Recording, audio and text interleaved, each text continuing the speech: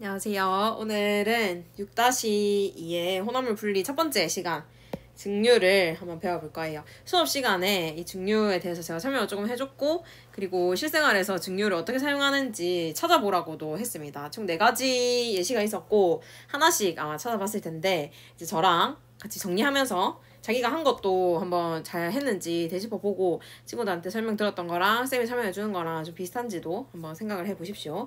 첫 번째 예시를 하기 전에 증류를 먼저 복습을 하고 넘어갈게요. 증류는 혼합물이라고 하면 순물질이 섞인 걸 혼합물이라고 하죠. 순물질 2가지 이상을 섞인 걸 혼합물이라고 하는데, 이거를 가열하면, 여기서 말하는 혼합물은 보통은 액체 상태입니다. 가열했을 때 기체가 되어서 다시 냉각시켜야 되니까 보통은 액체 상태의 혼합물을 가열을 하면은 기체가 됩니다. 첫 번째로 나오는 그 기체, 끓는 점이 낮은 이 기체를 다시 냉각하면은 이 기체에 대해서 순수한 액체를 얻을 수 있는데, 이 방법을 증류라고 해요. 이때는 혼합물에 들어있는 물질들은 서로 끓는 점이 달라야 되고, 그리고 잘 섞여야 된다라는 2가지 조건이 필요하다 했죠. 잘 섞여야 되는 이유는 잘 섞이지 않으면 나중에 물질이 끓을 때 방해할 수 있기 때문에. 그쵸? 아까 물과 기름을 예를 들어 설명했을 때 물이 이렇게 끓어 나가야 되는데 기름이 물 위에 떠 있으면은 그 물이 끓어 나가는 걸 방해하잖아요. 그래서 증류가 잘 안 됩니다. 이런 식으로 잘 섞이는 혼합물을 분리할 때 증류라는 방법을 많이 사용합니다. 그래서 혼합물을 가열하면은 당연히 그 온도가 낮을 때부터 가열을 시작하잖아. 그러면 하다 보면은 끓는 점이 낮은 물질이 먼저 끓어서 기체가 되고, 이 나온 기체를 다시 냉각하여서 우리가 그 순수한 액체를 얻을 수 있다. 첫 번째 예시, 바닷물에서 식수 얻기. 이 그림을 한번 보겠습니다. 이거는 4가지 중에 제일 쉬워요, 사실. 여기 바닷물 보이지, 바닷물. 근데 이 그림이 그렇게 친절한 그림은 아닌데, 이 바닷물이 있는 칸이 있고, 그 다음에 물이 모일 수 있게 이렇게 칸이 나눠져 있거든요. 요렇게 칸이 나눠져 있습니다, 사실은. 그래서 바닷물이 있는 칸이 있고요. 물이 모일 수 있는 칸이 따로 있다. 자, 이 바닷물이 있는 칸, 바닷물은 물 안에 물이랑 그 여러 가지 염분, 플랑크톤 이런 것들이 많이 섞여 있잖아요. 그래서 우리가 이 바닷물에서 식수를 얻으려면 그 염분 같은 거를 다 없앤 순수한 물만을 얻어야 돼요. 그래서 바닷물을 태양에너지에, 첫 번째 과정, 바닷물이 우리가 직접 끓이는 건 아니고 태양에너지에 의해서 가열됩니다. 가열. 이게 첫 번째예요. 가열되면 이 바닷물에 있는 물이 올라가요. 물이 이제 기체 상태로 변합니다. 액체 상태의 물이 기체 상태로 변하는 이 2번째, 기화. 물이 기화한다. 왜냐면 다른 염분이나 이런 거는 고체 형태로 안에 녹아 있는 거잖아요. 고체가 액체가 되고 기체가 되는 것보다는 그냥 액체가 바로 기체가 되는 게 당연히 더 쉽겠죠. 물이 제일 끓는 점이 낫습니다. 그래서 물이 먼저 기화가 되면 여기 이렇게 수증기가 생기는데, 3번, 이 수증기가 다시 액화돼요. 유리 벽면에 닿으면 수증기가 다시 액화되어서 물방울이 되어 흘러내린다. 이게 3번째 과정입니다. 그러면 이렇게 물이 모였겠죠. 홈통이라는 곳에 이렇게 물이 모였습니다. 그럼 이 모인 물을 이제 우리가 받아야 되잖아. 그래서 이 통을 뒤집으면, 5번, 통을 뒤집으면 이렇게 모인 물을 받을 수 있습니다. 그래서 최종적으로 여기 컵에 모이는 물은 순수한 물, 바닷물에서 염분이 빠진 순수한 물을 얻을 수가 있다. 쉽죠? 이제 내려가 볼게요. 2번째는 탁주로 청주를 만드는 건데, 탁한 술로 그 청주라고 하면은 깔끔한 술이거든요. 그걸 만든다라는 뜻이에요. 청주의 대표적인 걸로는 소주가 있어요. 소주. 자, 첫 번째로 이 탁한 술을 가열을 해주는 거야. 1번, 탁주를 가열.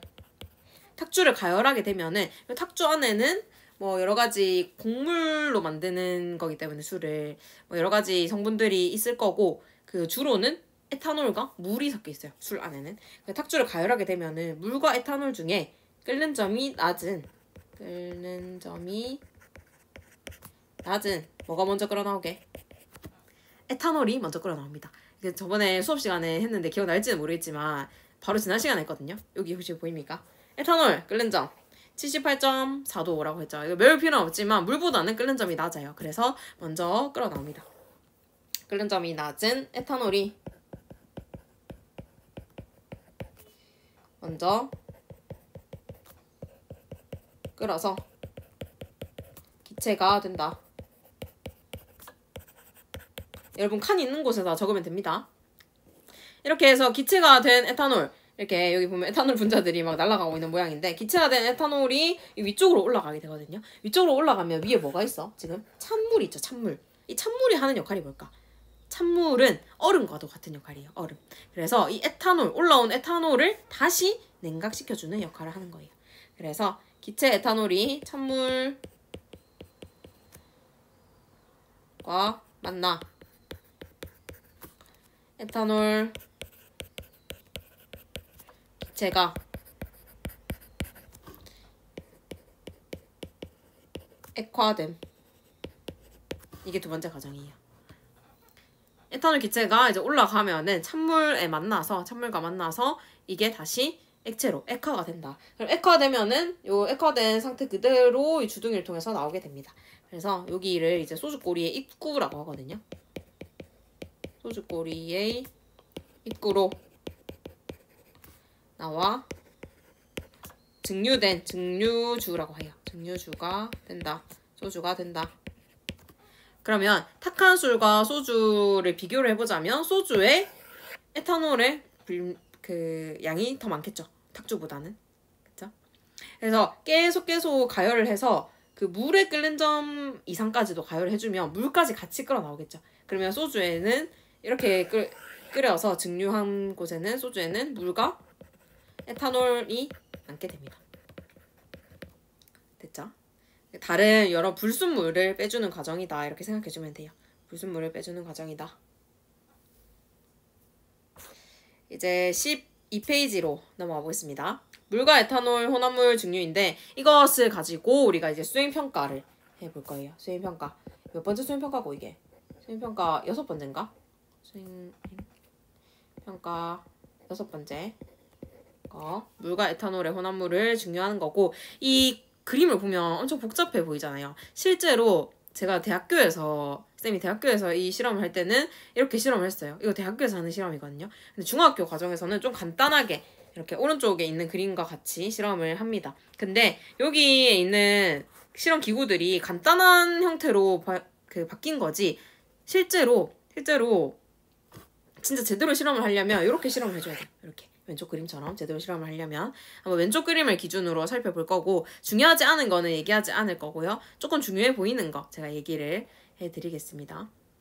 여기 지금 둥근 바닥 플라스크라고 되어 있는데 뭐 어떤 플라스크를 써도 상관없어요. 삼각 플라스크 써도 돼요. 근데 둥근 바닥 플라스크가 일반적으로 그 혼합물을 가열하기 좋은 플라스크입니다. 둥근 바닥 플라스크가. 이거를 사용해서 혼합물을 한번 가열을 해볼 거예요. 여기서 가열하는 혼합물은 뭐냐면 물과 에탄올의 혼합물입니다. 자, 이거 어떻게 해줄까? 여기를 번호 1번으로 붙여줄게요. 자, 1번은 물과 에탄올 혼합 용액.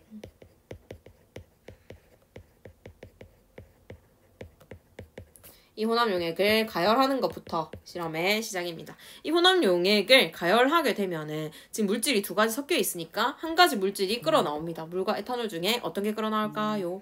아까 앞에 2번이랑 비슷하죠? 에탄올이 먼저 끓어 나옵니다. 에탄올이 아니다, 이렇게 적지 말고 끓는 점이 낮은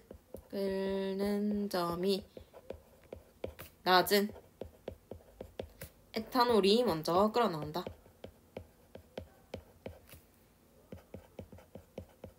먼저 기체가 됨. 그러면 이 에탄올이 이렇게 끓어 나와서 기체가 되어서 올라갈 거 아니에요. 이 얇은 유리관을 타고 올라갑니다. 이 유리관 도막을 거쳐서 여기까지 올라왔어요. 에탄올이. 여기까지 올라오면 자연스럽게 이 길을 따라서 가게 되거든. 근데 이 기체가 길을 따라서 쭉 가게 되면 뭘 만나냐면 냉각기를 만나게 됩니다. 세 번째로 이제 이 냉각기를 만나게 되는데, 냉각기는 요 A, B가 왜 있냐면요. 사실 냉각기는 물을 흘려주면서 냉각을 시켜주는 건데, A 방향으로 물이 들어가고 B 방향으로 물이 빠져나옵니다. 그래서 요 물이 이렇게 들어가서 요 부분을 채우는 거예요. 요 바깥쪽 부분 보입니까? 바깥쪽 부분을 채우고 기체는 여기 안에 냉각기 안에 엄청 얇은 유리관 있지. 요 유리관으로 자연스럽게 통과하게 돼요. 또 기체는 이 안에 얇은 유리관으로 통과합니다. 통과하면서 이 차가운 물을 계속 넣어주기 때문에 이 통과하면서 기체가 뭐가 될까? 액체가 돼요. 그래서 3번 좀 칸이 부족하지만 일단 적어볼게요. 냉각기를 지나며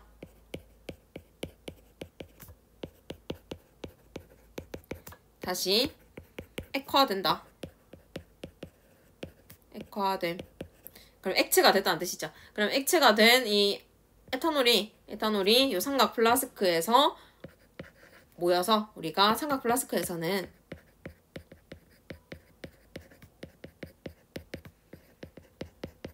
순수한 에탄올을 얻을 수가 있습니다. 순수한 에탄올을 얻을 수 있음.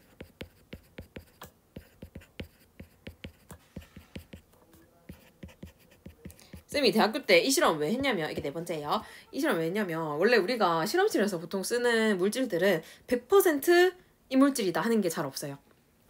그래서 뭐 염산 같은 것도 많이 들어봤지만 묽은 염산 이런 것도 아무리 세도 한 30% 정도? 그래서 대부분은 막 1% 이런 것도 있어요. 근데 이런 거를 우리가 바로 쓰는 경우도 있지만 이거를 좀 순도를 높여서 써야 되는 경우도 있거든요. 그래서 그거를 위해서 제가 증류를 한번 해본 적이 있습니다. 그래서 순수한 똑같은 물질인 것 같지만 그 순도를 좀 더 높여서 순수한 순물질을 얻기 위해서 이렇게 증류 과정을 거친다. 그러면 이거를 좀 간단한 그림으로 봐도 설명을 할 수 있겠죠. 근데 여기 공통되는 게 하나 있는데 찾아볼래? 공통되는 거 뭐냐면 끓임 쪽이에요. 끓임 쪽. 끓임 쪽이라는 애가 들어가는데 얘가 왜 들어가게 될까? 끓임 쪽이라는 애가. 끓임 쪽이라는 말을 들어본 적 있습니까? 혹시 이 부분 3번 부분을 인터넷에 찾아봤던 사람들은 끓임 쪽에 대해서 조금 찾아보셨을 텐데, 끓임 쪽은 우리가 물질을 끓이는데 골고루 잘 끓이기 위해서. 왜냐면 물질을 끓일 때는 갑자기 끓는 점 이상으로 얘가 갑자기 이렇게 폭발적으로 끓어오르는 현상이 있거든요. 그래서 여기 안에 넣어주는 돌 같은 거예요. 근데 이 돌 안에는 구멍이 있어서 이 구멍 안으로 기체들이 조금 들어갈 수 있습니다. 그러면서 갑자기 끓어오르지 않게 사고가 안 나도록 이렇게 해주는 게 끓임 쪽이에요. 다공성 물질입니다. 당연히 끓임 쪽을 간단한 버전의 실험할 때도 넣어줘야 되고, 이 혼합물을 넣고 가열을 하면은 여기는 중간에 냉각기 거쳐가는 과정을 생략하고 마지막 찬물을 이렇게 넣어줬지, 비커 안에. 그래서 이 과정도 똑같아요. 이 과정도 찬물 때문에 냉각이 되어서 결국에는 모인 요 기체들이, 에탄올 기체들이 찬물에 닿으면은 냉각이 되어서 액화가 되어서 에탄올 액체가 됩니다. 그럼 여기 안에 이거 뭐라지 이거? 시험관 안에 모이는 용액은 에탄올, 순수한 에탄올이 되겠죠. 그래서 여기 옆에 그래프를 그려보라고 한번 해놨는데, 이거는 뭐냐면 가열을 할 때 이 가열 곡선을 그려보라는 거예요. 근데 별로 어렵지 않으니까 같이 해볼게요. Y축이 온도, X축이 가열 시간. 그 다음에 원점을 찍어주고 그래프를 그려볼 건데, 이 그래프에서는 중요한 게 뭐냐면 끓는 점을 찾는 게 중요해요. 근데 우리가 두 가지 물질을 넣었지. 일단 첫 번째로는 에탄올의 끓는 점 한 78도 정도 됩니다. 약 78도. 두 번째 물질은 물이었죠. 물의 끓는 점은 약 100도가 됩니다. 그래서 이렇게 끓는 점을 찾아서 요만큼 그려야겠다 이렇게 생각을 해놓고 시작해주면 됩니다.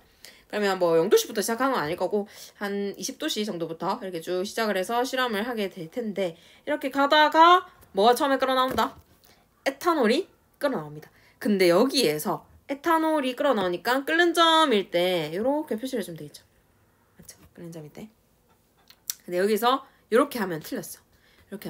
우리가 항상 생각해줘야 될 거. 첫 번째는 물이랑 에탄올이 혼합물 상태로 존재하기 때문에 끓는 점이 일정하지 않고 어떻게 그려줘야 돼? 끓는 점이 증가하는 형태로 그려줘야 돼요. 증가하는 형태로. 좀 잘못 그렸네.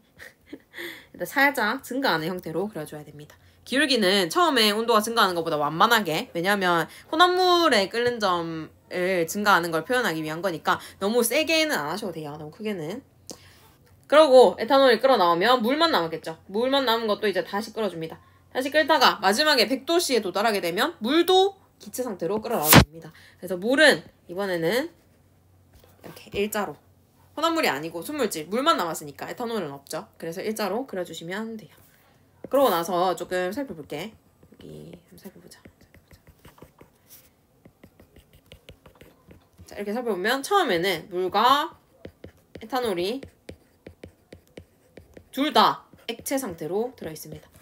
둘 다 액체 상태로. 그 다음에 이제 온도가 에탄올의 끓는 점에 도달하게 되면은 물은 아직 액체 상태잖아. 끓는 점에 도달하지 않았기 때문에. 근데 에탄올은 어때?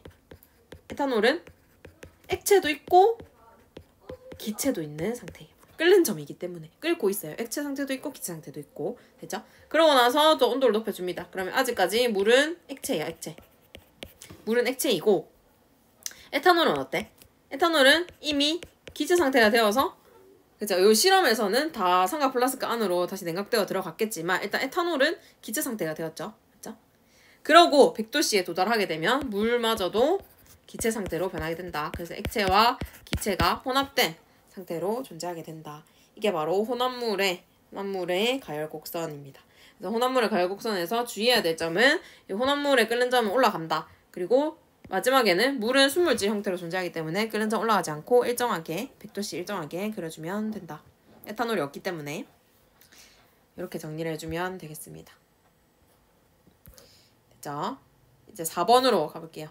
4번은 원유의 증류인데 이게 좀 제일 어려웠어요. 아마 찾아볼 때는. 이것도 어려울 것 같아서 힌트를 좀 줬는데 원유라고 하면은 우리가 이제 흔히 기름으로 쓰는 그런 흔히 우리가 연료로 쓰는 기름을 원유라고 합니다. 연료로 쓰는 기름을 원유라고 하고 이 기름을 가열을 합니다. 근데 엄청 높은 온도에서 가열을 하는 거야. 400도씨 이상에서 가열을 하게 되면은 이 기름이 액체 형태가 아니라 모두 기체 형태로 변해요. 기체 형태.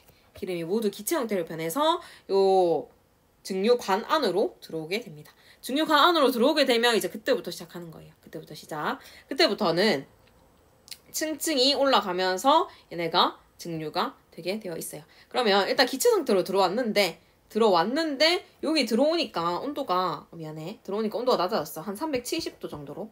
내가 아까 가열장치 400도 이상으로 가열해줬다 했잖아요. 근데 들어오니까 온도가 낮아졌어. 그 온도가 낮아지게 되면은 이 온도보다 높은 끓는 점을 갖는 애들은 어떻게 될까? 전부 다 액체 상태로 존재하게 되겠죠. 그래서 이 370도씨보다 더 높은 끓는 점을 갖는 애들, 370도씨 이상의 끓는 점을 갖는 애들은 전부 액체 상태로 빠져나오게 됩니다. 첫 번째로 빠져나오는 기름의 이름이 중류예요. 중류는 그래서 끓는 점이 370도 이상입니다. 370도 이상 끓는 점이. 얘는 보통 선박이나 발전소의 연료로 사용해요. 발전소의 연료. 끓는 점이 매우 높은 그런 기름입니다. 그러고 또 타고 올라갑니다. 올라가면 올라갈수록 온도가 낮아지는 거야, 증류탑은. 자, 370도씨에서 더 올라가서 300도가 됐어요, 300도. 그러면 이렇게 끓는 점이 낮은 애들은 살아남아서 올라갔는데 또 300도씨라는 온도를 만났어요. 다시 또 분리가 됩니다. 다시 액체가 돼요. 끓는 점이 300도씨보다 더 높은 애들은 다시 분류가 됩니다. 300에서 370도 정도의 끓는 점을 갖는 애들을 우리가 경류라고 해요. 물론 안에는 많은 물질들이 섞여 있지만 이렇게 끓는 점이 비슷한 애들을 묶어서 등류, 경류, 중류, 휘발유 이런 식으로 이름을 묶습니다. 자, 300에서 370도의 끓는 점을 갖는 애들을 경류라고 하고 그 디젤 차의 연료로 쓰입니다. 경류. 그리고 또 올라갑니다. 또 올라가면 이제 또 끓는 점이 온도가 더 낮아져요. 200도씨예요. 이제 온도가. 그러면 이번에도 끓는 점이 200도씨보다 높은 애들이 다시 액체가 되어서 나오겠지. 그게 바로 등류입니다. 등류는 끓는 점이 200도씨보다 높으면서 300도씨보다는 낮은 애들, 등류라고 부르고, 등류는 항공기 연료로 많이 쓰입니다. 항공기 연료. 자, 마지막으로 이제 올라갑니다. 마지막으로 올라가는 곳에는 이제 온도가 진짜 많이 낮아져서 한 40도씨 정도가 되었어요. 마지막 층은. 이 40도씨보다 끓는 점이 높은 애들, 40도에서 200도 사이에 있는 애들을 휘발유라고 하고, 휘발유는 보통 휘발유 자동차의 연료로 쓰입니다. 자동차 연료로 쓰이고, 만약에 끓는 점이 40도씨보다 낮으면 어떻게 될까? 그치. 그러면 이제 더 이상 액체로 다시 응축시키진 않고 이 끓는 점이 40도씨 이하인 애들은 가스 형태로 석유 가스 형태로 가정에 공급하는 가정용 연료로 쓰입니다. 가정용 연료로 쓰인다. 얘네는 보통 끓는 점이 낮기 때문에 우리가 일상에서 쓸 때는 가스 기체 형태로 사용하게 되겠죠. 석유 가스, 이름도 가스죠. 그러면 증류탑은 보면 이게 올라가면 올라갈수록 끓는 점이 어떻게 돼? 끓는 점이 낮다. 증류탑에서 올라가면 올라갈수록 끓는 점이 낮아진다. 아, 그리고 여기 찌꺼기도 보이는데, 찌꺼기는 뭐냐면 이렇게 그 기름 덩어리들을 잘 짜보면은 고체 형태로 또 고체와 액체로 분리가 되거든요. 그 고체 부분을 찌꺼기라고 하는데 얘는 아스팔트예요. 아스팔트. 잘 알고 있죠. 아스팔트 어디 쓰지? 우리 도로 포장하는데 아스팔트를 많이 씁니다. 원래는 이렇게 기체 상태에서 계속 쭉쭉쭉 올라오다가 자기가 가진 끓는 점보다 낮은 온도를 만나면 이렇게 분리가 되는 거예요. 낮은 온도의 층에서 액화되어서 분리된다. 이렇게 적어주면 되겠죠. 뭐 응축된다 이런 것도 틀린 말은 아닙니다. 액화된다가 근데 좀 더 맞는 것 같아요. 왜냐하면 기체에서 액체로 변해서 분리가 되는 거니까. 액화되어 분리된다. 자, 오늘 수업은 여기까지 하고 혹시 잘 모르겠는 게 있으면은 영상을 다시 돌려보시면 되고 그래도 잘 모르겠으면은 저한테 질문을 해주시면 됩니다. 너무 수고 많으셨어요.